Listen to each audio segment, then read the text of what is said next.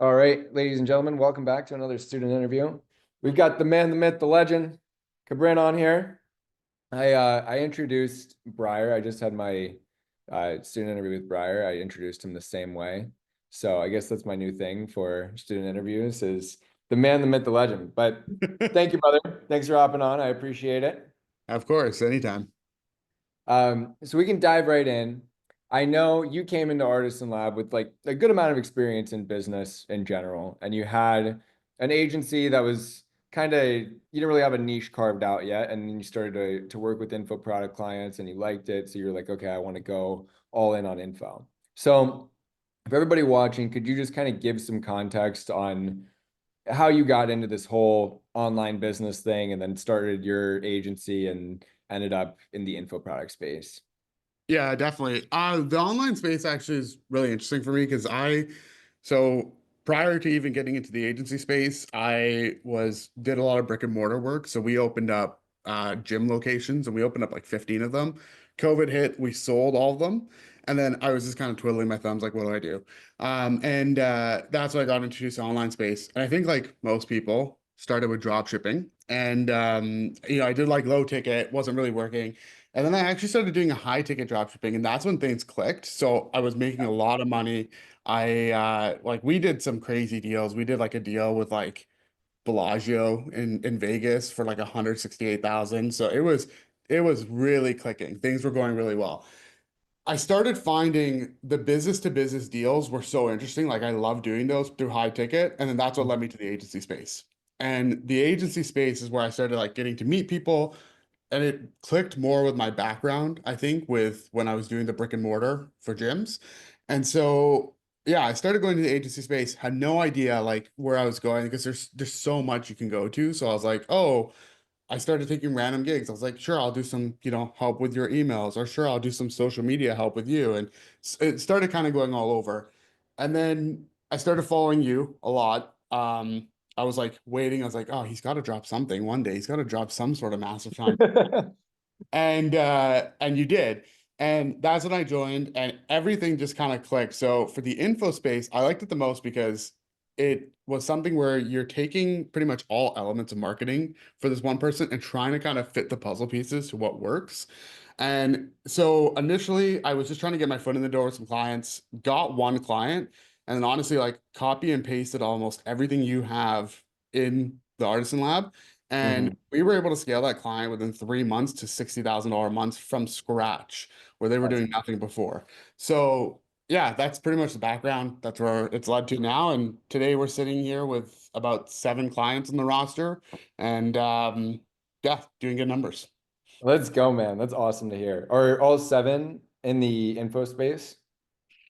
So 5 are, and then we have one who's just like from our first client. She loved the work that we did so much, and her like family friend owns a massive winery, and so we're doing like social media for them as well. So super random 6 client. And then the 7th client is just starting right now with just email copywriting. And Yep. eventually I think we're gonna kind of get into the info space with them. Got it. Awesome. So you hopped into Artisan Lab and you already had a good understanding of marketing. And like I think that's the biggest thing. There's two types of avatars that have joined Artisan Lab. It's like the people like you where they have some background in a different industry, and then it's just like taking those skills and applying them in the info product space, learning, okay, here's how I write copy for a VSL. Here's what I do for an email. Here's how to build a funnel, all the stuff on the back end. Like, I think it's relatively simple to learn once you have that foundational skill of marketing. Um, and then the other avatar is the ones that are like complete beginners, and then you have to install kind of that whole mindset into them and all of that knowledge. But once you get that, it's like, okay, let me just do as much outreach as possible, find Mhm. good clients, and the next thing you know, you're going to be sitting there with 7 clients and making good money doing it. So for you to go from, okay, I want to transition more into info to eventually like being able to just grind outreach and get as many clients as you could. What was that process like? And then what was it like for you on the outreach side? Like, did you have to send hundreds and hundreds of pitches, or what were you doing there? So before I joined, like I said, I was kind of lost with clients. So actually just for context as well, when I joined, I had one kind of off person I was working with. That's it. So I pretty much didn't start with anybody. But yeah, so when I joined, the initial kind of wave, and you're right, was honestly just to learn. And so the first thing I did is, because the info space, there's marketing's pretty similar in a lot of realms, but my experience was a lot with paid advertising. And so when you go from paid advertising to shifting into more of a copywriting focus and more of a, not organic, but trying to leverage different channels, I guess, Mhm. there's a learning curve regardless of like your background experience. And so first thing I did, hopped in, I just kind of honestly went through every single module you had, took as many notes, learned as much as I could, repeated the ones that I didn't maybe understand. And then yeah, the outreach began, and it was actually your outreach method that changed things. So prior to joining, I was doing the spamming like hundreds of messages. It got so bad at one point, I did like an automated cold email sequence, and I just messed it up so bad that every single one was like, "Hey, first name," and then it just had this. And I sent out like 200 of those, and I was like, "Awesome." And so that, yeah, that was pretty bad. And then when I got hopped in, I saw how you were teaching outreach, which I hadn't seen done. Like I've seen people say do give value and kind of general statements, but the outreach method you taught with really hyper personalized messaging, but one that you can do at a decent scale works. So I know people say like, oh, you mentioned do 5 to 10 a day, stay consistent with it. I honestly just spammed it. Like I was doing 20 to 30 hyper personalized messages every single day. And I did it for about, I don't know, want to say 40 days or so. And that's by the end of the 40 days, we had 3 clients locked in. I think it also varies. Like, I think one of the big things with people that come in that I notice is sometimes the person that they're targeting, that they're trying to work with, isn't an ideal customer. So I had a bit of an ideal customer built out. Um, Mhm. I could have probably gotten results faster if well, the one thing, if I was to repeat this process again, I would do the hyper personalized videos and do them quicker. But I wouldn't be so picky for who I wanted to work with. I would do more to a wider, I guess, group of people, that I Mhm. probably could have closed clients faster. But yeah, going from spamming 100 to 200 emails with high first name to doing these hyper personalized videos made a huge difference. I think my response rate, the reply rate, and even just the people who did reply and weren't even interested, they loved the video so much that they're like, hey, if something opens up down the road, I'll keep you posted. One of the Yeah, clients we just closed last week was one that, we messaged originally about 3 months ago. And that client is one that I know once we build our systems in there, they're gonna be probably one of our top clientele. that's awesome. And yeah, bro, it is interesting how like uh, quality quality over quantity, especially in the info space. Like, yes, you still did a high volume, and props to you for being able to do that. And that's what helped you get 3 clients in 40 days.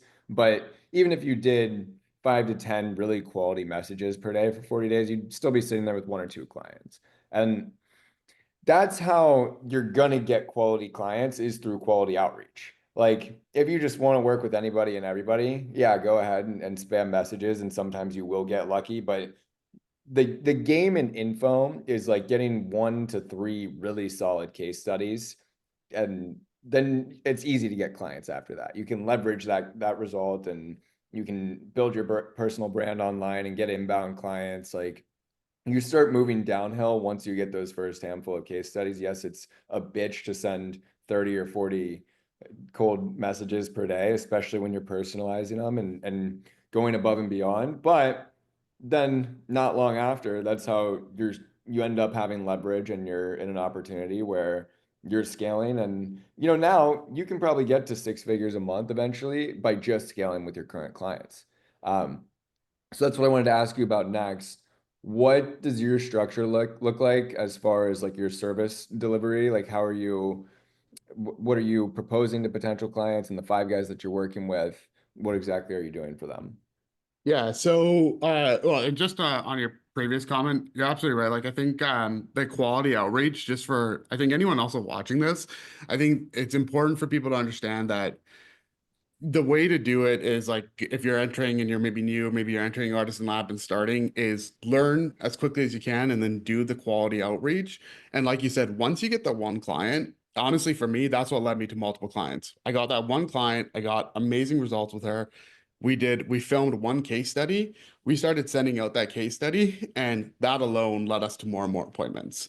So Mhm. you're absolutely spot on. And then, yeah, in terms of structure wise, and setup, it for us, it looks like this, where typically when we first start with clients, we kind of just get our foot in the door with them in one element or another. So for for the five clients, let's just say it's usually mostly email and copywriting that we start with.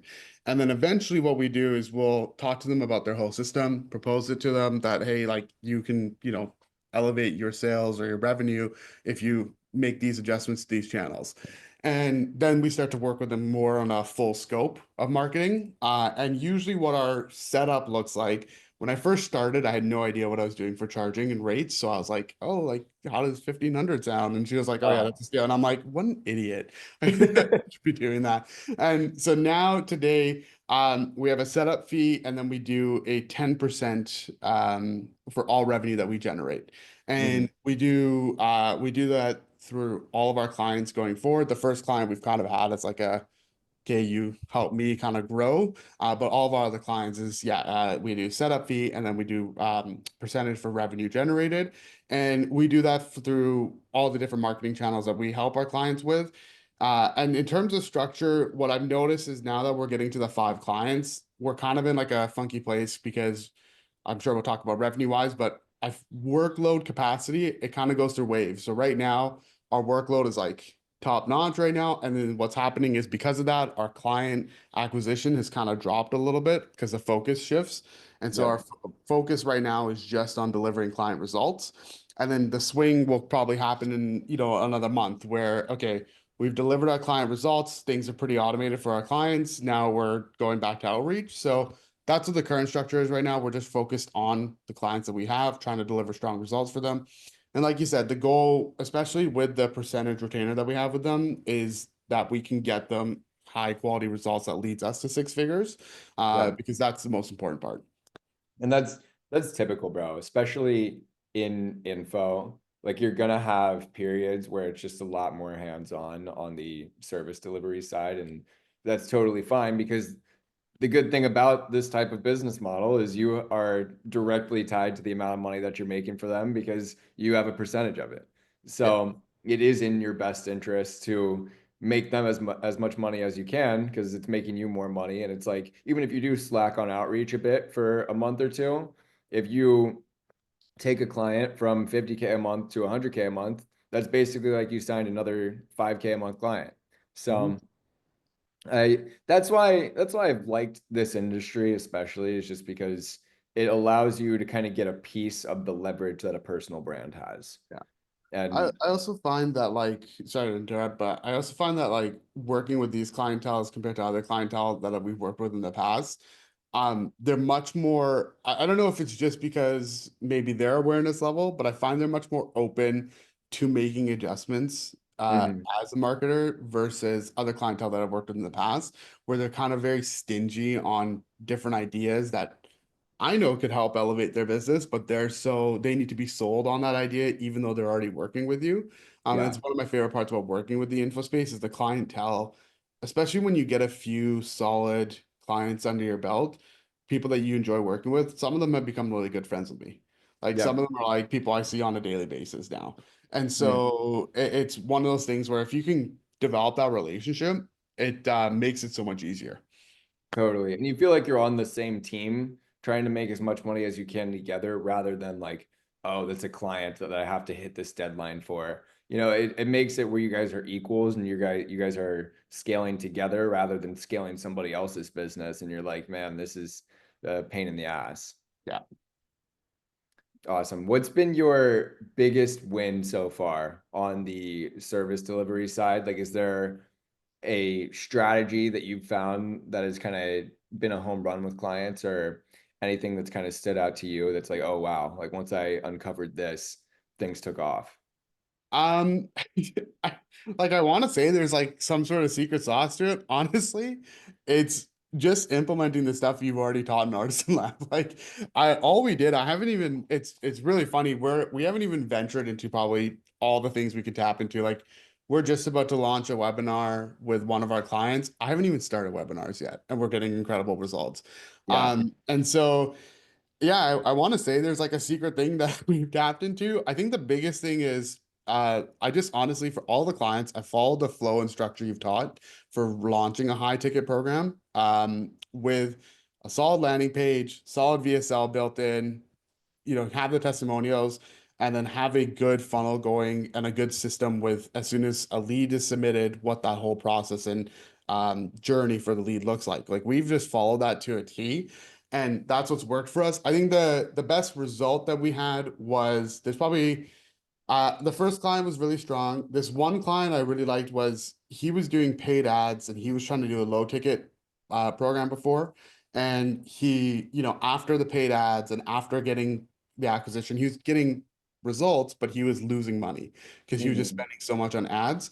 And so I think the most satisfying was that I reached out to him. I was like, hey, you don't need to be paying ads, and let's change you from a low ticket to a high ticket. He was open to it. And we changed it. And within, I think, 48 hours of just launching, he didn't even have that many people following him. Small audience, 48 hours of launching. We just got up and launched. He had $20,000 secured. And I think that was probably one of the most satisfying because he went from, oh, like I'm barely breaking even to now I have $20,000 in the bank in 48 hours. So I think Yeah. in terms of results and turnaround, that was probably one of the most satisfying. That's when we scaled. But yeah, honestly, like I wish there was I could say there's some sort of secret sauce. I've honestly just copied everything you have in Artisan Lab, and that's what's worked. I guess I that love is it, what man. the secret sauce is what's in Artisan Lab. You're the man. That's an amazing testimonial for me there. Um, it is funny though how like just doing the basics and the right opportunity will completely get a different result and most of the time a much better result. Like that person already had all of the attention there. It was just the model that they were using wasn't the best fit. So you coming in and building them a better vehicle help them go way further and completely turn their business around. Well, and I think that's one of the things I liked most about what I learned through going through Artisan Lab is that I think one of the most valuable things for me entering was again, given my background experience, was just how simple you made everything. Because there's some ideas that I feel like I would overcomplicate in my head where I'm like overthinking it, overcomplicating it where it didn't need to be. But it's just because in my head, I'm like, oh, well, this is a, few $1,000 program that someone that I'm trying to sell to people, meaning like if I'm doing like a client's program and I'm like, how do I need to really be super do this and do this and do this and make it super complicated so that people know the value of it. Whereas you would go in and you'd say, like, this is how we look at it, or some of the even the group calls, watch the recordings. It's like, this is how we look at it, this is how we do it. And you just keep it so simple that it makes it so easy to follow. And I think that's probably one of the biggest shifts I had in the marketing space was like going from overcomplicating things just because I felt I needed to sell it to just keeping it so simple with how the structure you have laid out. Yeah, thanks for that. And I think I first heard that from Hermosi. He said something along the lines of like business is only as complicated as you make it or something like that. And that's what I found both in my agency and like with our clients and in Artisan Lab. Like I would rather just focus on the handful of levers. Like it's always going to be okay, they need more eyeballs, they need a solid VSL, and the sales process needs to be dialed. Like if you do those three things, if you do the basics really well, you can get to multiple six figures a month by just doing the basics really well. And then eventually you can branch out into paid ads and you can get more creative on the sales process side and on the email side and start testing different lead magnets and stuff like that. But at the end of the day, if you can get a lot of traffic and you have a solid mechanism to convert warm traffic, then let's just keep getting more traffic and keep scaling. Yeah, absolutely. And I think that's, yeah, like I said, I think that's probably the biggest takeaway I had from going through all that material was just how to set up the basics and how to launch the basics and then how to keep that going and how to scale it. Awesome. Yeah. Last two questions for you, brother. Yeah.